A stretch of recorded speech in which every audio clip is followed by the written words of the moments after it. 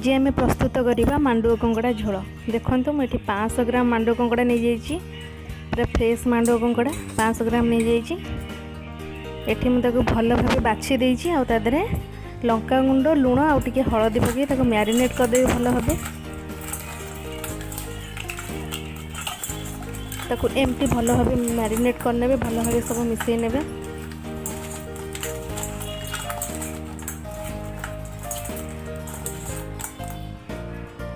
एमती छोट छोट पीस करी मुझे काटी देछि, आपन चाहिले बड़ पीस करी मध्ये रखि परिबे। आ एमती ही छोट छोट पीस करी काटले बहुत भल हुए। आ तार गोड़ गुड़ी देखो मुझे एमती बाड़े देछि, तादरे मसला गुड़ी बहुत भल भाव पशिज से आप एमती गोड़ को एमती ही बाछिबे। आपको मु 10 ରୁ 15 मिनिट पे रखीदेवी मैरिनेट होगापी। ता भितर मु बर्तमान मसलाटी जोगाड़ करना। देखो मु अदा नहीं जाइए गोटे खंड, किछि रसुण नहीं जाइए, गोटे पाखुड़ा रसुण नहीं, गोटे ରୁ 1.5 पाखुड़ा रसुण नहीं जेबे। आ एठी मु पियाज गोटे काटिक नहीं जाइए। आ ताथिरे 2टा लंका मध्य नहीं जाइए, सुखिला लंका। आ एठी टमाटो गोटे नहीं जाइए बाटिया पे। टमाटोटा पेस्ट करदेले झोलटा बहुत भल, ग्रेवीटा बहुत भल गाढ़ा गाढ़ा हुए। आ एठी किछि जीरा नहीं जाइए, आइंस माने ही जीरा बाटिया पे पड़िबो, जीराटा बहुत टेस्टी आसे। आ एठी मु 2टा पियाज पूरा छोट छोट पीस कर काटी नहीं जाइए, ताको हमें भल भाव ग्राइंडिंग करना। ये देखो मु कड़ाई रे तेल दे देछि 2 चामच, से मु आलू भाजी नेबी। आलूटा आपन चाहिए ऐड करि परिबे, ऐड करि न पारंती, किंतु जेहेतु आलूटा बहुत भल टेस्ट आसीबो कंकड़ा झोल रे, सेते मु आलू ऐड करछि। एठी मु लूण पकई देली, लूणटा पकई देले जल्दी भाजी हो जिवो। आलूटा जेकोसी जिनस भाजिला बेले लूण ऐड करदे जल्दी ही हो जिवो। आलूटा को मु घोड़े घोड़े भाजुली, मझे मझे गोलाऊली। देखो आलूटी मोर भाजी ही जाइए भल भाव में, अधा 50% सिझी जाइए। मु आलूटी को काढ़ी नेली। बर्तमान भाजवा कंकड़ा। एठी मु 2 ରୁ 3 चामच ऑयल नहीं जाइए। मु सब सोरिष तेल ही यूज करे, आपन तेल अनुमान करके नेबे, आपन केते तेल पकाइबा पे चाहउछन्ते। एठी मु मैरिनेट करके रखिथिबा कंकड़ाटी को भाजी देबी, भल भाव आपको संतुली नेबे।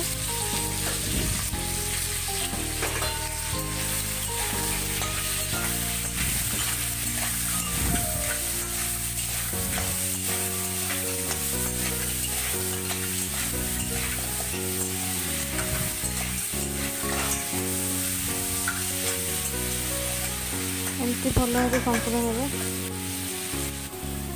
देखते ये मोर कंकड़ाटी भाजी होगा। मो मझे मझे चलाऊली 5 ରୁ 6 मिनट आप भल भाव भाजी नेबे मीडियम हाई फ्लेम रे। ये मो तेल नहीं जाइए 2 चामच, तादरे गोटे तेजपत्र देदेली और टिके चीनी देदेली कलर पे।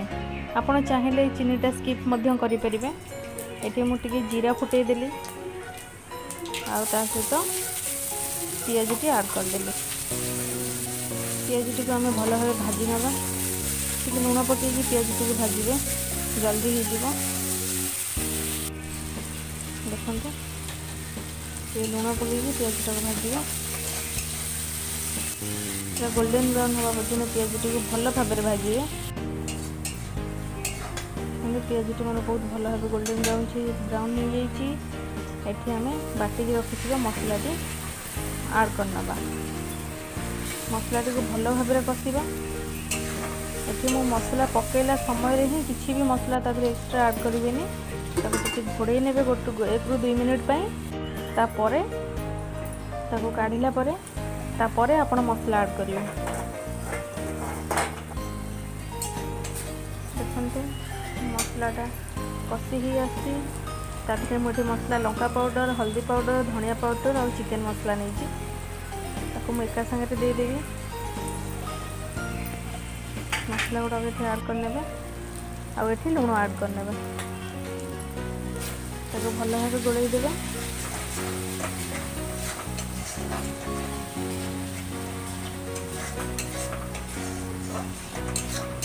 भल भाव गोलैला मसलाटी को घोड़े देवे।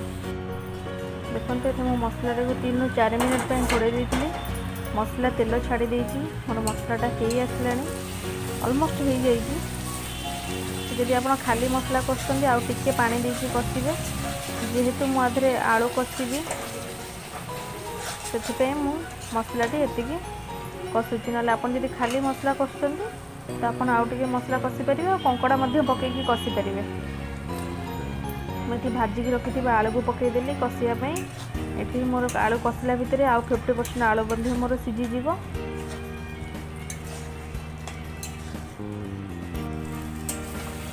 देखो आलूटी मोर बहुत भल भाव कषि आलू को मझे मझे एमती चलाऊे। ये मु पानी ऐड करी आप चाहिए ये कंकड़ा ऐड करी कंकड़ा कषिकी पानी दे पारे किंतु मु यही प्रोसेस रे बनाए बहुत टेस्टी हुए। आपड़ केते झोल रखापी चाहूँगी से अनुसार पानी देवे कारण मांडुआ कंकड़ार झोलटा ही टेस्ट लगे से झोल रही बेसी भल लगे। देखो मो पानी ये देदेजी आपको फुटापी 5 ରୁ 6 मिनट पर्यंत फुटापी काढ़ीदे। देखु ये मोर फुटी जाइए तरकारी बहुत भल भाव फुटी जाइए। ये मु भाजिकी रखी कंकड़ाटी ऐड करदेवी।